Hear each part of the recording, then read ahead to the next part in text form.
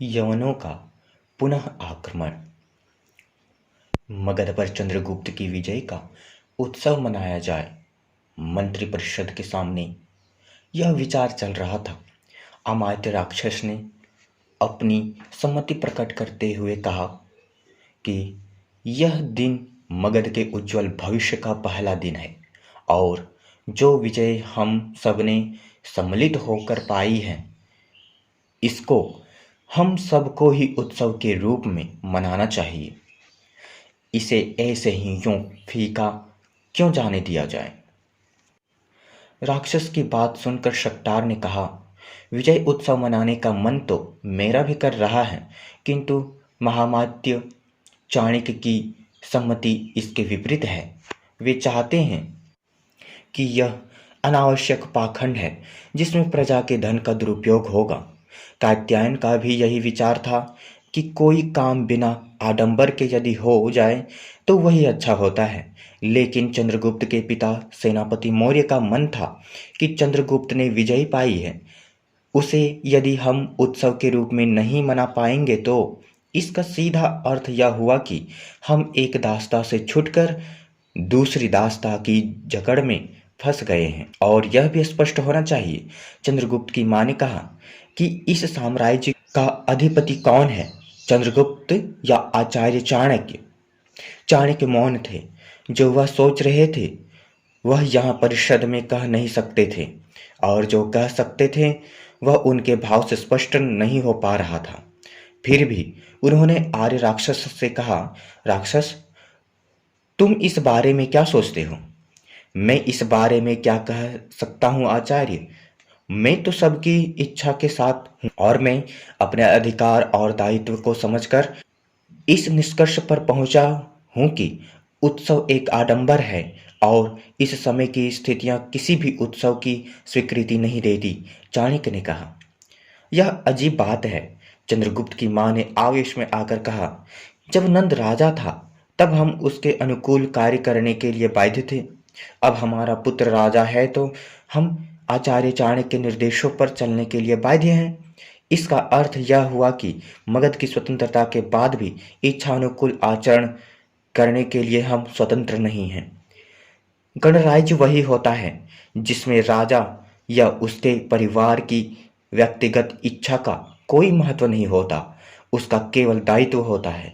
और आप तो अच्छी तरह जानते हैं कि सेनापति मौर्य की कोई भी राज्य इच्छाओं से नहीं, दायित्व के निर्वहन से चलता है।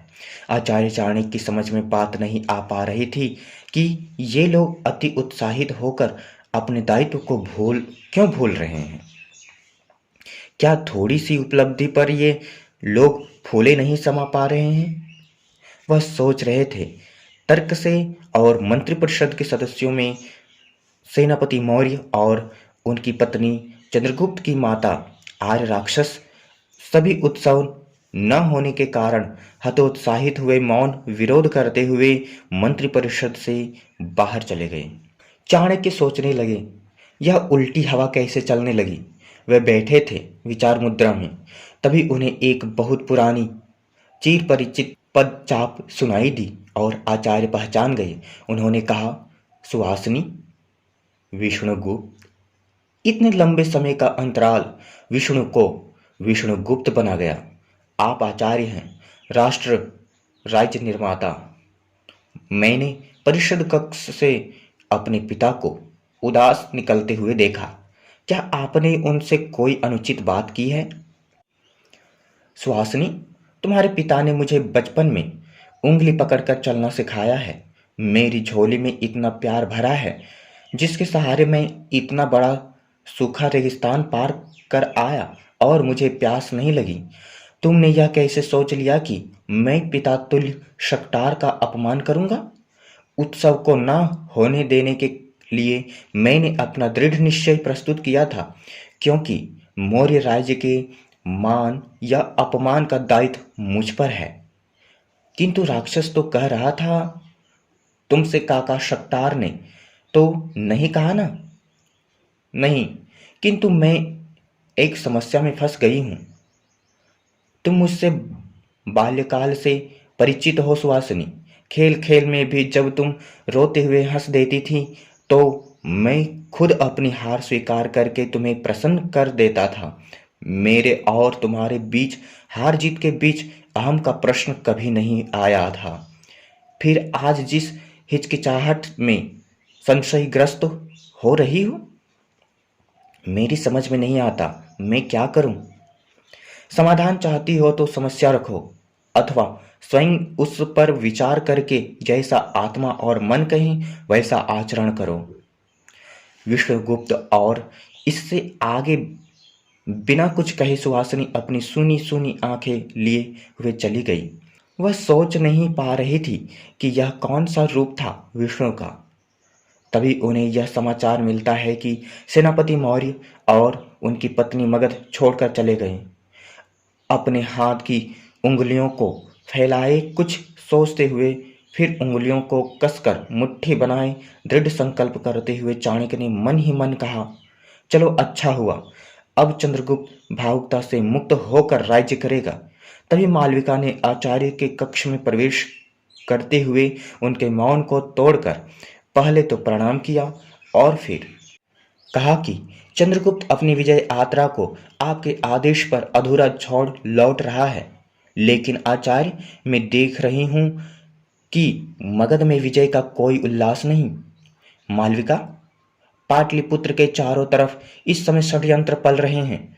इसमें थोड़ा भी प्रमाद बड़ा घातक हो सकता है, इसलिए सावधानी आवश्यक है। और मैं तुम पर यह दायित्व छोड़ रहा हूं कि चंद्रगुप्त के प्राणों की रक्षा तुम्हें करनी होगी। यह कहकर आचार्य अपने विश्राम कक्ष में चले गए और मालविका अपने कक्ष में। अपनी विजय यात्रा से लौटकर चंद्रगुप्त को पहला समाचार यही मिला कि उसके माता पिता अब मगध छोड़कर चले गए हैं, और कारण में सबका मौन इस बात का द्योतक था। शायद आचार्य चाणक्य की इच्छा इसमें प्रमुख हो। कितना बड़ा संघर्ष हुआ है, कितने वर्ष तक इस साधना में गर्क कर दिए गए, और मिला क्या? मेरी सत्ता क्या है? मैं क्या हूं? मेरे माता पिता निर्वासित हो गए फिर एक बार। सामान्य नागरिक तो क्या परिवार के लोग भी उत्सव नहीं मना सके। यह तो साफ पराधीनता है।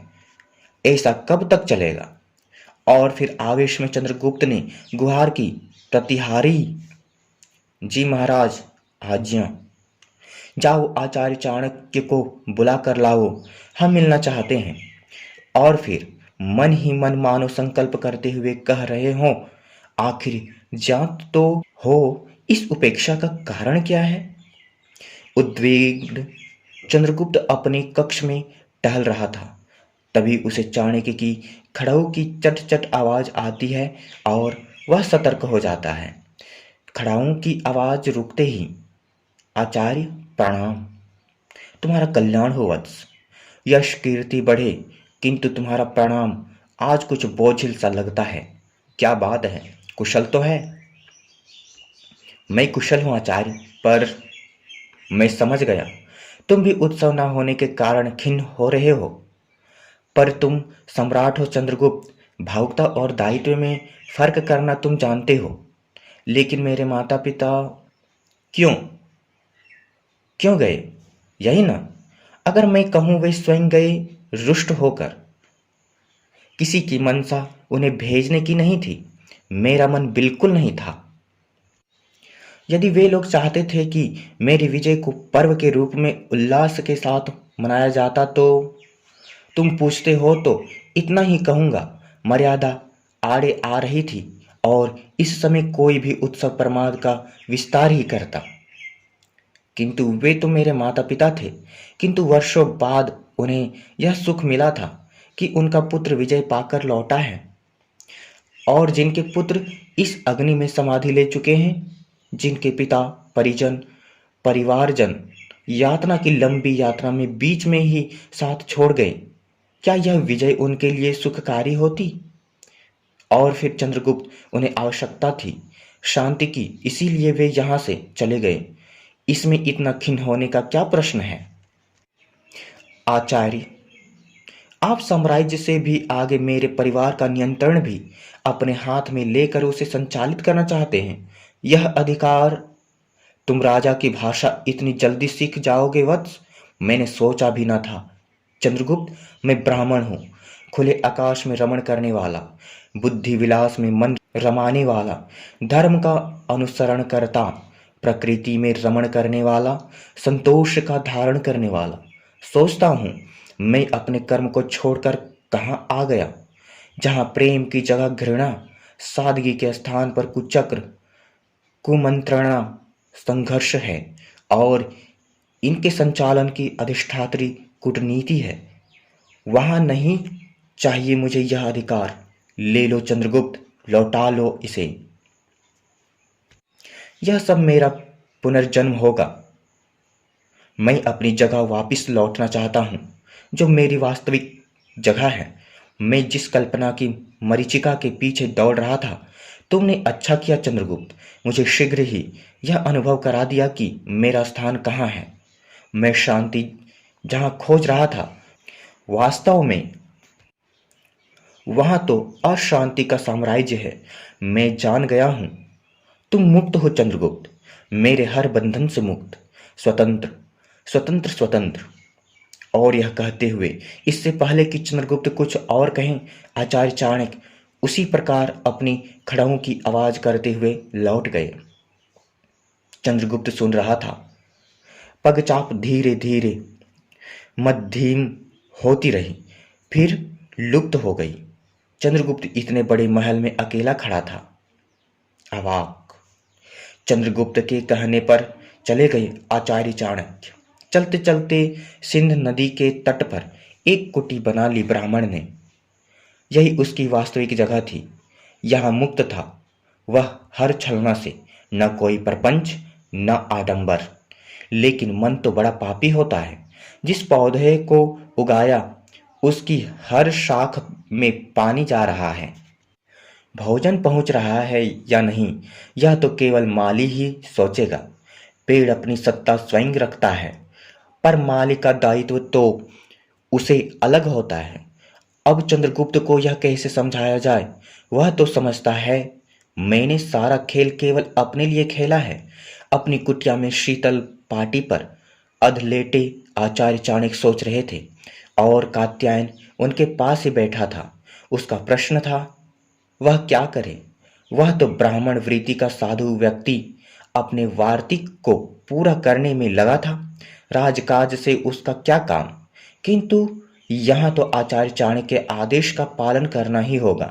प्रश्न मगध का जो है, तुम जितना शीघ्र हो सके मगध पहुंचो कात्यायन, और चंद्रगुप्त को यवन के आक्रमण का प्रतिकार करने के लिए शीघ्र वहां भेजो। लेकिन ध्यान रहे उसे यह ज्ञात ना हो कि मैं यहाँ हूं। समय आने पर मैं स्वयं वहां उपस्थित हो जाऊंगा। हाँ, एक बात और, यदि सुहासिनी को भेज दोगे तो काम संभवतया कुछ सरल हो जाएगा। कात्यायन को कुछ शरारत सूझ गई। अच्छा तो आचार्य, यह आपका समय सही कट जाएगा। हाँ विष्णुगुप्त, वह तो तुम्हारी बालपन की सखी है। आखिर गार्हस्थ्य जीवन का भी सुख होता है। तुम मूर्ख हो कात्यायन। अच्छा यह बताओ क्या समाचार है?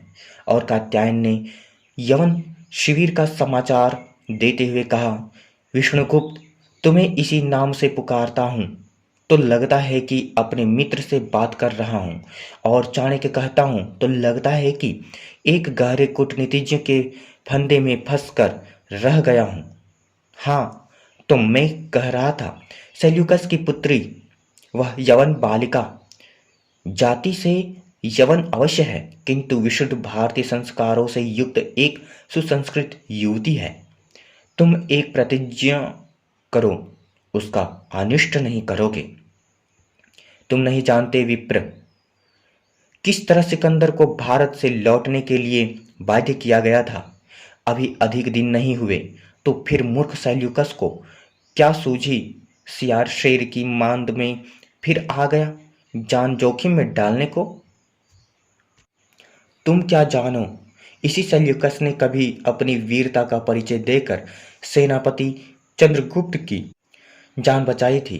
क्या विडंबना है। अब दोनों आमने सामने तलवारें लेकर खड़े होंगे प्रतिपक्षी की भूमिका में। यह तो वाकई आश्चर्य की बात है, कात्यायन ने कहा। लेकिन होनी को कौन टाल सकता है कात्यायन। जो मैंने निश्चित कर लिया है मन में, वह तो होकर ही रहेगा। वर्तमान भारत की नींव तो मैं अपने इस जीवन काल में सुदृढ़ करके ही जाऊंगा। और जो बिजली मेरे मन में कौंध रही है, वह एक संपूर्ण भारत की छवि की छटपटाहट के रूप में एक चिंगारी है कात्यायन। मैं समझ रहा हूँ विष्णुगुप्त। अच्छा, एक बात बताओ, तुमने यवन बाला का जिक्र किया तो क्या तुम चंद्रगुप्त और उस यवन बाला के विवाह का पौरोहित्य कर्म करोगे? अरे, तुम भी क्या हो विष्णुगुप्त, एकदम बात कहाँ से कहाँ ले गई। तो क्या तुम इसमें कोई अमंगल देख रहे हो कात्यायन? नहीं तो फिर हिचक क्यों रहे हो? नहीं, मैं सोच रहा था, तुम संपूर्ण कांटों भरी झाड़ी से लगते हो, किंतु केंद्र में कहीं गुलाब के फूल भी खिलाते हो। तुम्हारा व्यक्तित्व बड़ा जटिल है। खैर, मैं चलता हूँ। और कात्यायन मगध के लिए प्रस्थान कर गया। आचार्य के मस्तिष्क में एक और सूत्र ने करवट बदली। आचार्य ने एक सेवक को तुरंत भेजकर आंबिक को बुलवा लिया। इस समय आंबिक से मिलना बहुत आवश्यक था। कात्यायन के जाने के बाद आचार्य आंबिक की बड़ी आतुरता से प्रतीक्षा कर रहे थे। तभी सेवक ने उन्हें सूचना दी कि आंबिक शीघ्र ही स्वयं आचार्य से मिलने आ रहे हैं। यवनों के इस आक्रमण को असफल करने के लिए चाणक्य कोई भी गोट खाली नहीं गंवाना चाहते थे। इसीलिए आंबिक की भीतरी शक्ति और पुरानी भूल के पक्षपाती भाव को समझते हुए उन्होंने जरूरी समझा कि आंबिक को योजना में सम्मिलित किया जाए। अभी आचार्य सोच ही रहे थे कि उन्हें अपने सेवक के साथ आंबिक के आने का आभास हुआ। प्रणाम आचार्य चाणक्य। राजन, प्रणाम स्वीकार करता हूँ। तुम्हें मेरे जैसे व्यक्ति से मिलने में कोई संकोच तो नहीं हुआ? पुरानी भूल का स्मरण अब और मत कराइए आचार्य। वह आंबिक तो सिंधु में स्नान करके क्षत्रिय हो गया है। तो सुनो आंबिक, चंद्रगुप्त दक्षिण स्वर्ग गिरी से पंचनंद तक, सौराष्ट्र से बंग तक एक महान साम्राज्य का अधिपति हो गया है। केवल तुम ही इस आर्यावर्त के पूर्ण भाग से अलग हो। यवनों के इस द्वितीय आक्रमण में क्या तुम भारत के द्वार पर यवनों को चुनौती दे सकते हो? या पहले की तरह? आचार्य के वाक्य को बीच में ही रोककर भावुक हुए आंबिक ने कहा, बस कीजिए आचार्य, गलती दोहराई नहीं जाती है। तो तुम सिंधु तट पर यवनों को रोकोगे, झेलम पर चंद्रगुप्त तैयार रहेगा, लेकिन अकेला मैं यवनों को कैसे सिंधु तट पर रोक पाऊंगा? तो फिर मगध सेना तक्षशिला दुर्ग पर पहले अधिकार करेगी। मैं भी मगध साम्राज्य में सम्मिलित हो जाऊंगा। मैं मगध सेना के अधीन युद्ध करूंगा आचार्य। तो इसका सूत्र अलका के हाथ में होगा और सिंहरण यहाँ के शासक होंगे। मुझे सभी कुछ स्वीकार है आचार्य। इससे कम से कम मेरा पुराना कलंक तो धुल जाएगा। यही तो चाहते थे आचार्य। कब निष्कंटक रूप से यवनों को भारत की धरती पर पांव धरने से रोका ही नहीं जाएगा, बल्कि छठी का दूध याद करा दिया जाएगा। अभी चाणक्य और आंबिक यह विचार विमर्श कर ही रहे थे कि अपने उद्देश्य में सफल होकर अलका तक्षशिला में जनचेतना का संचार करके सिंहरण के साथ आचार्य को अपनी प्रगति का समाचार देने आती है। किंतु कुटिया में आंबिक को देखकर ठिठक जाती है। अरे भाई तुम? हाँ अलका, मैं। तुम मुझसे छोटी होकर भी बड़ी हो गई। तक्षशिला में अब आंबिक की नहीं, अलका और सिंहरण की आवश्यकता है। तुम क्या कह रहे हो? आंबिक से यह सुनकर अलका को आश्चर्य होता है। अलका मेरी बहन, मुझे क्षमा कर दे। मैं देशद्रोही राज्य के योग्य नहीं रहा। तुम अब भी गलत सोच रहे हो भाई। राज्य किसी की व्यक्तिगत धरोहर नहीं, सुशासन का होता है राज्य। चंद्रगुप्त स्वयं सेवक हैं, इसलिए तक्षशिला किसी एक कि नहीं आर्यावर्त का एक हिस्सा है, यह आर्यावर्त एक होवे, यही हमारा संकल्प है। मैं तुम्हारे संकल्प को पूरा करने के लिए अपना रक्त बहा दूंगा अलका, पर संकल्प पर आंच नहीं आने दूंगा। सिंहरण, जो अभी तक बहन और भाई के संवाद में मौन श्रोता बना हुआ था, बोल उठा। मित्र आंभिक, मन छोटा मत करो, मनुष्य विचारशील होकर ही बड़ा बनता है। अच्छा बहन, अच्छा आचार्य और भाई सिंहरण, अब मुझे आज्ञा दो, मैं चलता हूं, तुम्हारे लिए मार्ग प्रशस्त करना है। अब यह राज्य तुम्हारे संकेत पर ही नीति नियमन करेगा। आंभिक के चले जाने के बाद आचार्य का आदेश लेकर अलका और सिंहरण भी चले जाते हैं और धीरे धीरे संध्या की बेला होने लगती है। आचार्य अपने दैनिक कर्म में व्यस्त हो जाते हैं। जो ही सुप्रभात की नई किरण फूटती है, प्राची से नया संदेशा लाती है, आचार्य अपने सम्मुख सुवासिनी को देखकर हतप्रभ रह जाते हैं। सुवासिनी, तुम क्यों इतना आश्चर्य क्यों? विष्णुगुप्त, तुम्ही ने कात्यायन के हाथों संदेश भिजवाया था कि तुम्हें मेरी जरूरत है, और पिता ने इसीलिए मुझे भेजा भी है। सम्राट को अभी यह ज्ञात नहीं है कि आप यहाँ हैं। मैं तो इसीलिए आई हूँ कि जिस खेल का आरंभ किया है उसका परिणाम तो सुफलदायी होना चाहिए। तो क्या तुम राक्षस के साथ परिचय करोगी? यह तुम कह रहे हो निर्दय, यह असंभव है विष्णु। लेकिन वह स्वप्न टूट गया सुहासिनी। अब तुम्हारे लिए मेरे द्वारा नियत किया दंड यही है कि तुम मेरे लिए मगध के लिए राक्षस से विवाह करोगी। तुम्हें यवन शिविर में बंदी बनकर जाना होगा और राक्षस तथा राजकुमारी में भेंट करनी होगी।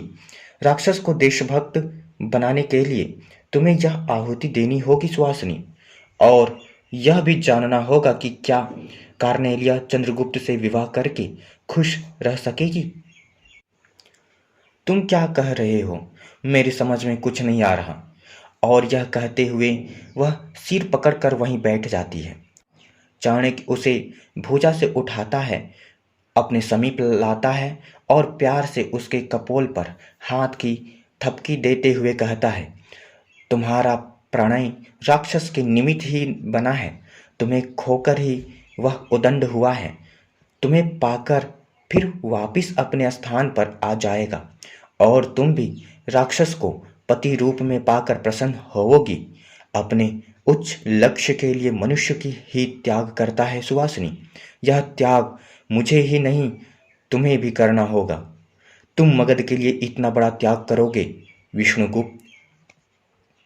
अपने हाथों से बनाया हुआ नीड अपने प्रतिद्वंदी को सौंप दोगे, और वह भी मेरे लिए? मुझे शीघ्र ही मुनि दंडायन के आश्रम में पहुंचना है सुहासिनी।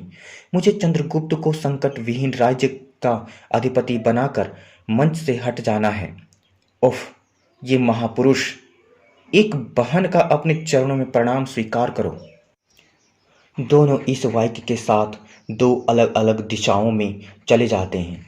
चाणक्य आक्रमण की सफलता की व्यवस्था के लिए जुट जाते हैं और सुहासिनी आक्रमण के परिणाम को सम्मानजनक मोड़ देने की जुगत भिड़ाने में जुट जाती है।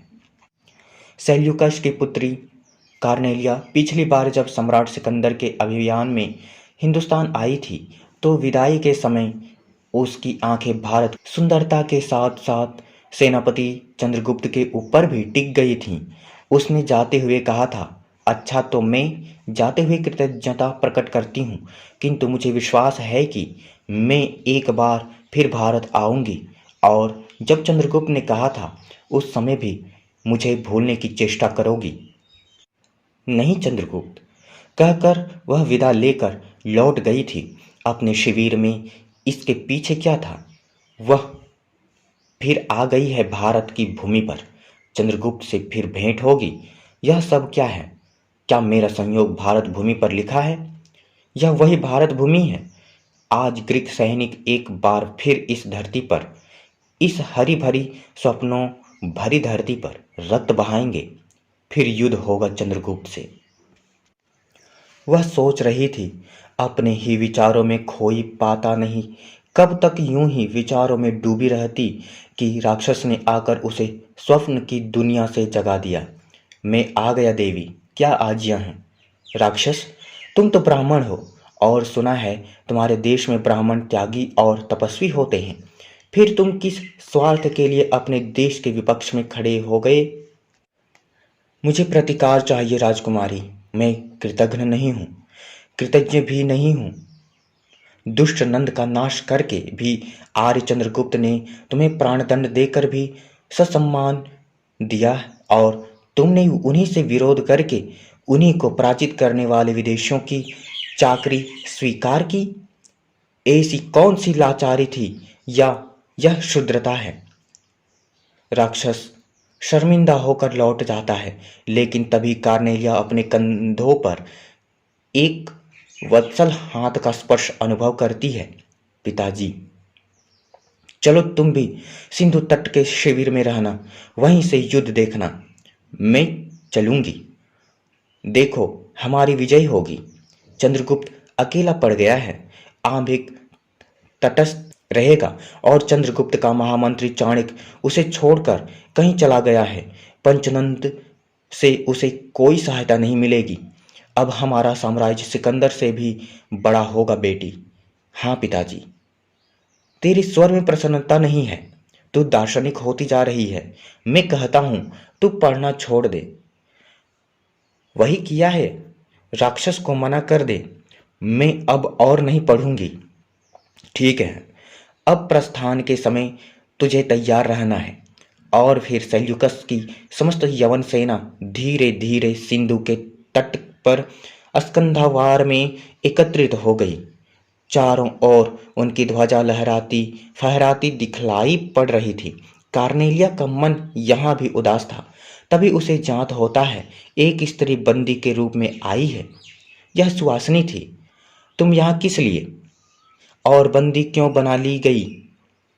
मैं आर्य राक्षस को ढूंढने यहाँ तक आई थी, किंतु देव योग से बंदी बना ली गई। तुम्हारा नाम क्या है सुवासिनी? क्या तुम उससे विवाह कर लिया है? फिर तो निश्चय ही अभागिनी हो। ऐसा क्यों कह रही हो राजकुमारी? अभी तो विवाह नहीं हुआ, किंतु होने वाला है। क्या आप उनके बारे में जानती है? अच्छा, बैठो। चलो मैं तुम्हें मुक्त करती हूँ। तुम यहीं मेरी सखी बनकर रहो, लेकिन एक प्रतिज्ञा करनी होगी कि मेरी अनुमति बिना विवाह नहीं करोगी। मुझे स्वीकार है राजकुमारी। दोनों सखियों की परस्पर बातचीत में रुकावट तब आती है जब सेल्यूकस अपनी बेटी का समाचार लेने आता है। यहीं उसे ज्ञात होता है कि कार्नेलिया ने इस बंदी स्त्री को अपनी सखी बना लिया है। चलो अच्छा हुआ बेटी, तुमने इसे अपने पास रख लिया। तुम्हारा मन भी लग जाएगा। मुझे तो आक्रमण करना है, तुम सावधान रहना। अब किस पर आक्रमण पिताजी? चंद्रगुप्त से युद्ध होगा बेटी। वही जो भारत का सम्राट है? हाँ, लेकिन पिताजी, आपने उसे मौत के मुंह से बचाया था और उसने आपके प्राणों की रक्षा की थी। उसी ने मेरे सम्मान की रक्षा भी की थी फिलिप्स से। मैंने इसीलिए उसके पास संदेश भी भिजवाया था, किंतु वह तो युद्ध के लिए ही तैयार है। लेकिन तू घबराती क्यों हो? मैं अपनी कन्या का सम्मान करने वाले से लड़कर भी उसको मारूंगा नहीं। इसी चंद्रगुप्त ने द्वंद्व युद्ध में फिलिप को मारा था। कुछ भी हो, मैं युद्ध में विजय प्राप्त करके यहाँ का शासक चंद्रगुप्त को नियुक्त कर दूंगा। और यह कहते हुए और अपनी बेटी की सुरक्षा के प्रबंध को व्यवस्थित करके सेल्यूकस लौट गया। युद्ध तो होना ही था, उसे कौन टाल सकता था? लेकिन आचार्य चाणक्य युद्ध से दूर बैठे हुए भी उस पर नजर रखे हुए थे। उनके सेवक उन्हें पल प्रतिपल के समाचार से अवगत करा रहे थे। सिंहरण को समझाते हुए आचार्य ने कहा, जिस समय यवनों की सेना पूरी तरह से युद्ध में जुट जाए तभी आंभिक अपना आक्रमण कर दे। तुम चंद्रगुप्त के स्थान पर युद्ध करना। दुर्ग की सेना पुल की रक्षा करेगी और चंद्रगुप्त यवन स्कंधावार पर आक्रमण करने सिंधु के पार जाएगा। इसी योजना से चलना होगा। अब चाणक्य सिंधु की लहरों को गिनते हुए एकांत तट पर बैठे युद्ध के परिणाम की प्रतीक्षा में हैं, जबकि दूसरी ओर यवनों और चंद्रगुप्त की सेना में घमासान युद्ध प्रारंभ हो चुका है। और एक ओर से आंभिक का आक्रमण, दूसरी ओर से चंद्रगुप्त का। और यह देखकर सेल्यूकस स्वयं को बीच में फंसा हुआ अनुभव करता है। वह घायल होकर गिर पड़ता है। उसके मुंह से यही निकलता है, आंभिक, तुमने धोखा दिया। नहीं सेल्यूकस, पुराने कलंक को धोने का प्रयास किया है, लेकिन तभी एक भाले से आंभिक बुरी तरह घायल होकर मूर्छित हो जाता है। धरती पर उसका अचेत शरीर गिरता है। नहीं रहा आंभिक, लेकिन मरते हुए वह अपनी प्रतिज्ञा पूरी कर गया। चाणक्य को जब यह समाचार मिलता है तो उसे संतोष होता है। चलो, आंभिक ने जो कहा कर दिखाया। अब तो यवन सेना में भगदड़ मच जाती है। उसी समय मौके पर सिंहरण ने आकर सेना की कमान संभाल ली। तुमने अच्छे समय पर आकर मुझे बल दिया सिंहरण। चंद्रगुप्त ने उसके आने से राहत अनुभव की। प्राण देने का कोई भी अवसर मालव नहीं गंवाते सम्राट। आचार्य का आदेश है कि आप सिंधु पर स्कंधावार पर आक्रमण करें। यहाँ मालव और तक्षशिला की सेना आपका स्वागत करेगी। तो यहाँ भी आचार्य ने मेरा ध्यान रखा। मैं उनका आभारी हूँ सिंहरण। और चंद्रगुप्त आचार्य के इच्छानुसार आक्रमण के लिए चल दिया। बाहर शोर सुनकर राक्षस को भय लगने लगा। यह पराजय तो मुझे कहीं का भी नहीं छोड़ेगी। निश्चय ही बंदी गृह में मुझे शेष जीवन बिताना होगा। जो व्यक्ति समय रहते सचेत नहीं होते, उन्हें ऐसे ही संकट का सामना करना पड़ता है। कौन? सुहासिनी, तुम यहाँ कैसे और क्यों? तुम्हें ढूंढते हुए यहाँ आई और बंदी बना ली गई। पर भला हो राजकुमारी कार्नेलिया का। उन्होंने मुझे बंदी को अपनी सखी बनाकर मेरा मान किया। लेकिन तभी युद्ध की टंकार के स्वरों में उनकी घबराहट बढ़ जाती है। दोनों ही अपने बचाव में भाग खड़े हुए। तब यह क्या हमारी पराजय हो गई? शिविर पर आक्रमण तो यही संकेत दे रहा है। कार्नेलिया थोड़ी संयत होकर सोचती है, ठीक है, आत्मसम्मान से जीना ही तो जीना है, और इससे पहले कि किसी ने नापाक हाथ बुरे इरादे से आगे बढ़े, ये प्राण समाप्त कर देने चाहिए। ऐसा सोचते हुए कार्नेलिया और उपाय न जानकर अपनी छुरी निकालकर सीने में घोंपने के लिए कृत संकल्प हो जाती है। और ज्यों ही उसका उठा हाथ सीने तक जाता है, एक हाथ उसे लक्ष्य से दूर कर देता है। यह क्या कार्नेलिया, भला सोचो, क्या मूर्खता कर रही थी तुम? यदि मैं समय पर ना आता तो कितना बड़ा अनिष्ट हो जाता। पिताजी की पराजय के बाद मेरे जीने का क्या अर्थ रह गया है सम्राट? किंतु हम आर्य हैं कार्नेलिया, और आर्य कभी अपने हितैषी की प्राण रक्षा करने वाले के प्राण नहीं लेता।